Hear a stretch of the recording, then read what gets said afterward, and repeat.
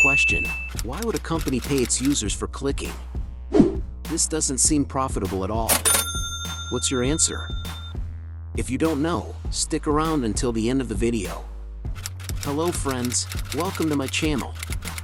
In today's video, I'm going to tell you whether what the Hamster company is doing is madness or actually profitable for them. So, make sure to like the video and subscribe to my channel. You probably think that a lot of users get involved with Telegram and spend a lot of time on this app, and the company makes good money through them. But the issue is, when the company itself gives out a large amount of coins to users through daily cards, it might seem like a dead end. However, you're mistaken, and all of this is just a numbers game. Let me give you a good example to help you understand better. Imagine there's a company called X. They decide to get rich just by thinking, without any effort.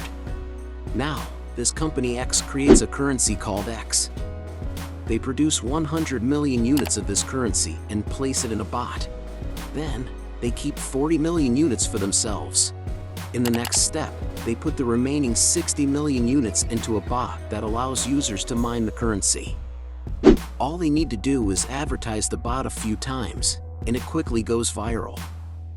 They don't need to advertise much because, from this point, the users themselves will bring millions of members into the bot. And that's it. The company steps aside and just watches. Users come in large numbers and click, making the bot more and more popular. Now, they reach their first target. At this point, Company X has a Telegram channel with millions of members, providing them with endless revenue forever, but this is just their least profit. After a month, the 60 million units of currency X run out, and the company lists and prices them. This is where the main and infinite profit begins. For instance, Mr. Frodo buys 100,000 units of currency X from Mr. Sam for $10. Then, Company X buys those 100,000 units from Mr. Frodo for $20. Mr. Sam, seeing that the currency sold to Mr. Frodo has doubled in value, decides to buy it back from Company X for $30 to increase his future value. This process continues until currency X reaches its highest value. Now, Company X gradually sells the 40 million units they kept to prevent crashing the market.